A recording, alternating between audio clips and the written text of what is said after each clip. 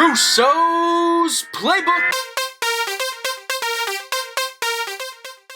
What's up, everybody? We're back with another episode of Russo's Playbook, Season 3, Page 11. I'm here with our boy AG. What up, bro? What's poppin'? Yes. It's not raining today, but it's a little gloomy outside. It is. I think it's supposed to rain later. That's upsetting. It is. Nonetheless, we back. Subscribe to the channel right now. Like it right now. Or else. That's all I got. Or else the Jets helmet coming on, yo. Y'all don't want that. Don't want the I don't want that. Oklahoma drill, what's up? They might want the Jets helmet to come on. Because it usually gets lit when that happens. That's a fair point. But let's roll right into it. We got to stop that to kick it off. So I'll go first. I got the Steelers, who signed head coach Mike Tomlin to a 3-year extension. And before you say anything, I love the extension. But I've actually seen a lot of people hate on it. Hate on Tomlin, hate on the extension. And I don't understand why. So to all the haters out there hating on him, stop that. Y'all are ridiculous. I'm one of the haters. Oh my! Well, you're a Ravens fan. I want him out. Get Mike Tomlin out of here. He's a good coach. No, I'm just joking. He's a good coach. The reason I'm a hater is because I'm a Ravens fan, like Russo said. So I need them to get a bad coach. Yeah. You know what I mean? But no, I'm down. I mean, he's a good coach. He deserved it. 3-year extension. Anybody who seriously disagrees with it, like on a serious note, that's not very smart. Not very cash money of them. It seemed like when Big Ben got hurt that year and they had to play Mason Rudolph and Duck Hodges, I think it was, it seemed like everybody started hating more on him. Like, he's not a good coach. But he brought him to 8-8 with 2 quarterbacks that are not good at all. You know what I'm saying? So, I mean, you got to respect that he still brought them to... Yeah, dude. He went 8-8 with a duck and a reindeer at quarterback. Come on now.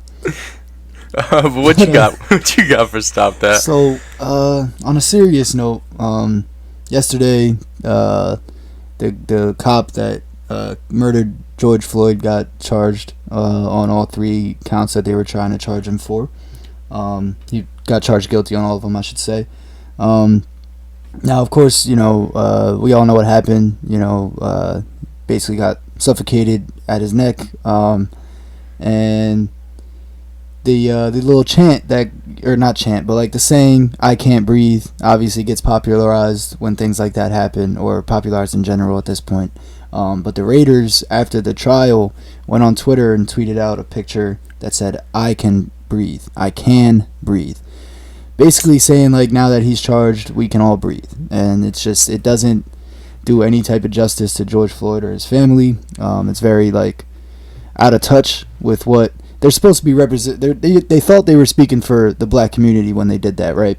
And it's very out of touch because if you go look at the Twitter, all the replies, all the quotes, it's all the black community saying, like, what is this? Yeah. This is not okay. This isn't good. Now, they did that at, like, 6 o'clock last night. It's now 10 a.m. Before we went on live, I looked at the Twitter and it's still up. So despite everybody telling them to delete it, it's just still sitting there. They haven't deleted it. It's very ungenuine. I don't know. It's not genuine. And it's messed up. And the fact that it's still up there, that's what we got to stop. So Oakland Raiders, Twitter, PR, whoever's running the Twitter account, stop that. It's ridiculous.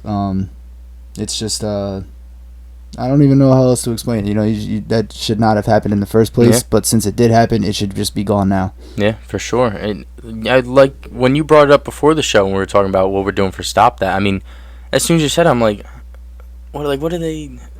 I don't understand it. You know what I'm saying? Like, what are you trying? I don't know. It was very confusing. I thought it just was out of touch. Didn't make sense. Out of touch. Yeah, that's the most important factor there. It's like, and just this wasn't the right thing to do. I mean, they tried to make a statement, and look, I get it. You might swing and miss on a statement. I'm sure there was no ill intentions there, but once you see all of the flack coming from it, like, just delete the tweet. You know what I mean? Like, just get rid of it. Apologize if you have to. Like, you can be wrong. I've been wrong. We've all been wrong before, but like.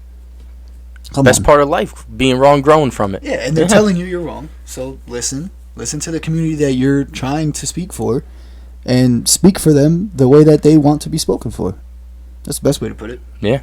Yeah, for sure. But we'll move right along into our next segment, Talk or Trash. So let's start off with this Super League going on. We talking or trashing it? Let's talk about it. Let's talk about it. That's huge news in the soccer world. Yeah, for sure. So I mean, from what and by no means, let's state this first, we are not the biggest soccer fans, football fans.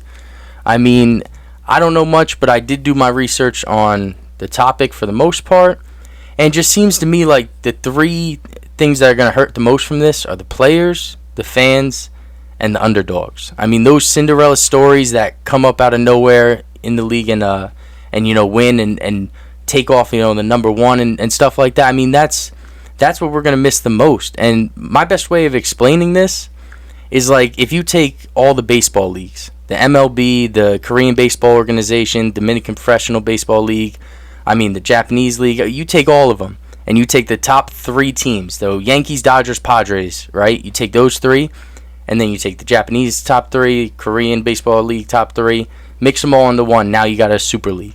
And it doesn't.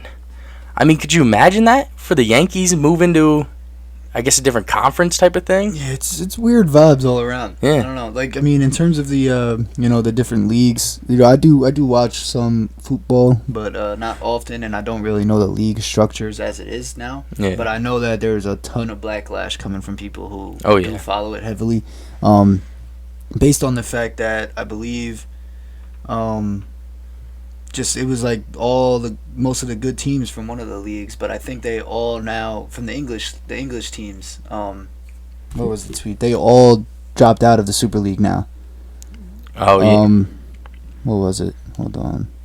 It was like Liverpool. Yeah, here it is. Liverpool, Arsenal, Chelsea, Tottenham, Manchester United, and Manchester City. All 6 of the English clubs officially withdrew from the Super League last night. So yeah.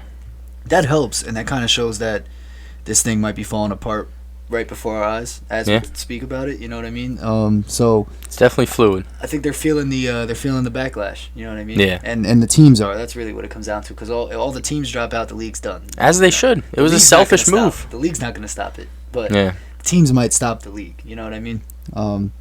So I'm not really sure how it's gonna, if it does go through. I'm not sure how it's all gonna affect everything in the soccer world. But I think you hit it on the money there with those 3 points. Yeah. Of what it will affect. Yeah, for sure.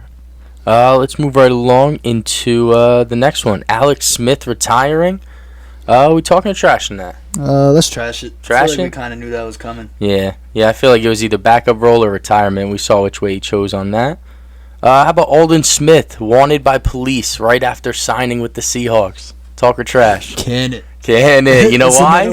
You know why? Because it's been 6 years. He finally gets back to the league, and same thing happens. So we all seen that coming. Yeah, I mean, I wish him the best because hopefully it's nothing serious. Hopefully he's not guilty on whatever this situation is. Hopefully he is okay and able to play next year. But will I be surprised if that's not the case? If I'm completely wrong on that? No, not one bit. So we'll see. I mean, it's at a point where it's like feels like he's doing it to himself. So at that point, you got to stop feeling bad for people. Yeah, for sure. And then how about Harden out indefinitely with a setback to the hamstring injury? Let's talk about it. Talk about it. I know you were bringing up the playoffs. Yeah. I'm more concerned about how this will affect their chemistry for the playoffs. I mean, they've played Kyrie, KD, and Harden. How many games they played together? 3? Really? 7? No, I don't know the full stats. I was just saying it doesn't seem like much. I thought that was like a legit number you had. I was like 3? No, that would be crazy. No, it's definitely not. It's not too much. It's not too high. That could be a problem. And then you have to realize that they also got Blake Griffin in, who hasn't played with all 3 of them yet. Yeah. I believe LaMarcus Aldridge retired. Like a week after pulling up. Didn't even get to play with him yet. You think he still gets a ring? I think he does. He still get a ring if they win it? I don't know. We gotta see. Possibly. I'm sure they would. They would give it to him. You know what I'm saying? He's only there a week. I don't know. Yeah. I don't know. I feel like there's like a certain amount of. I feel like there's a minimum days you got to be a part of the team. That's true. That's a fair point. You know what I mean? But I'm not sure what the actual rule is. But the fact that he came in, said he was going to be a lockdown defender, that was a joke already. He's not. And then he just retires. So what are you doing? But he.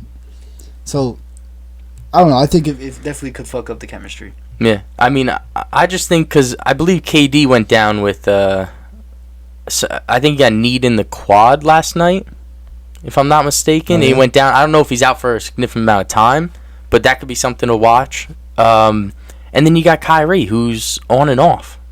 You know what I'm saying? He doesn't. You don't know if he's gonna play the whole season. He already sat out a few weeks for different reasons, but I mean, it just seems like they're not all in sync right now, and that's going to be hard to say, hey, first round of playoffs, they're just going to snap into it and beat the 76ers, Yeah, I just found the number for you. It's actually 7. 7. Oh, I wasn't that off. James Harden, KD, and Kyrie played together 7 times so far.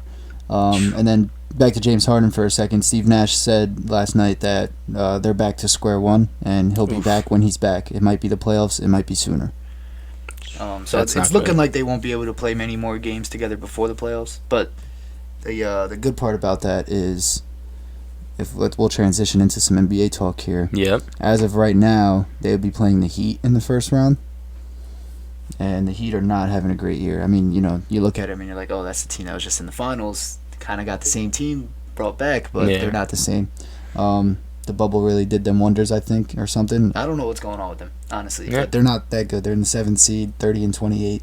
I mean, it's always hard to see teams bounce back from a finals appearance if you don't have LeBron. Yeah, and they had they had the shortest offseason with the Lakers. Yeah, like you said, they don't have LeBron. It's a challenge, but as of right now, I mean, I see the Nets beating them even if all three aren't ready to go at the same time in a 7-game series. So I think that there's an opportunity where they got some time to develop some of that in that first round. Yeah. But it's still tough. It's a challenge. You got a challenge ahead for sure because of that. Yeah, I mean, I guess I could worry more also with losing games and dropping down in the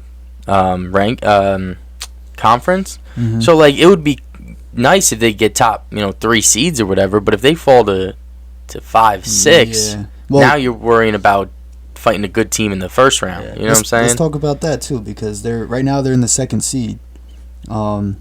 They're half a game out of first seed behind the Sixers. Okay. 39-19. Sixers are 39-18. So they're a game away from being the first seed. I actually got some beef with that too. However, no, actually, the Hawks, Knicks, and Celtics at 4, 5, and 6. They're not really close enough to really take that unless the Nets really go down. But all 4, 5, all 3 of those teams, the 4, 5, and 6, Hawks, Knicks, Celtics, they're all 8-2 in their last 10 games. So they're all playing heating hot. up. While the Sixers are 7-3, not bad, and then the Nets are 6-4. Bucks 5-5. The Bucks are kind of slacking. Hawks and Knicks might pass them up in a sec. I don't know. The East is turning out pretty interesting this year. What were you gonna say though? Say something. Oh yeah. I had some beef actually when you brought up being half a game behind the 76ers. Mm-hmm. I got some beef with that because you could have been a half a game ahead of the 76ers if you just won the game. I think it was 3 nights ago. Oh yeah. 3 nights ago, but instead you played KD for 35 minutes against the Timberwolves. You blew out for 30 points. And then you sit him against the 76ers fighting for first place. What are you doing here? Oh, they wanted to play the Heat. Dude, it's just... They want to play the Heat. They don't want to run into LaMelo Ball in that 8 seed, man. Dude. LaMelo's coming back early, they said. Yeah. Yeah. I heard. They're not trying to run into them.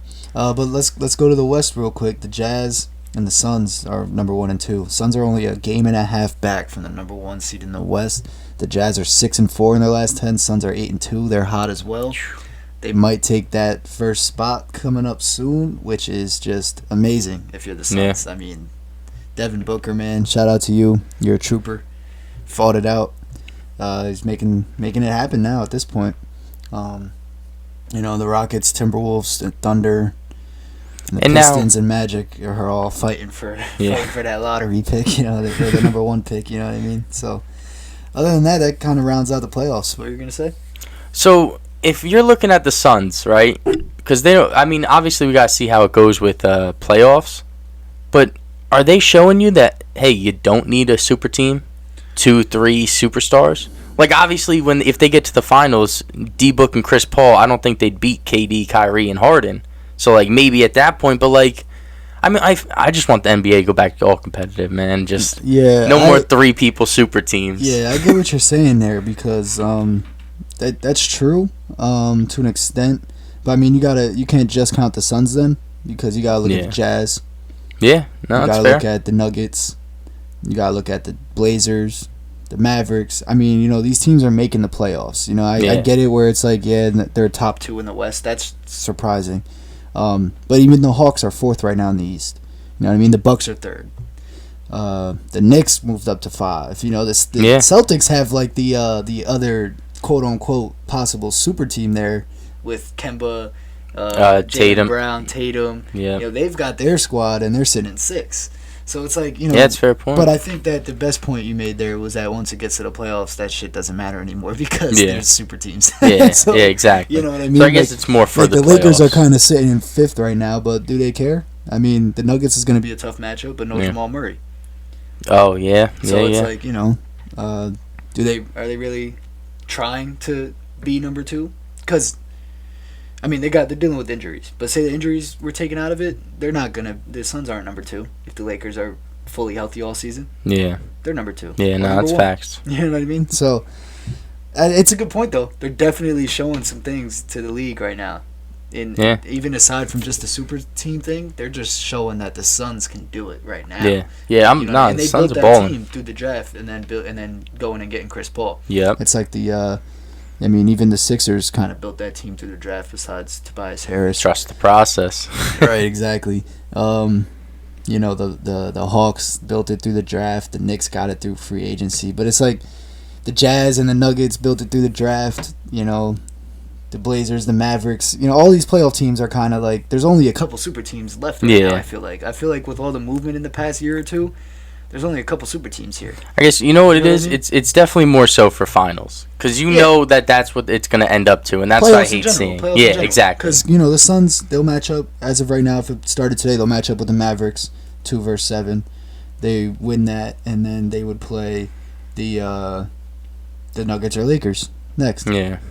No, they would play the Clippers or the Blazers. So they would have to run into the Clippers, super team. Yeah. Or quote unquote super team.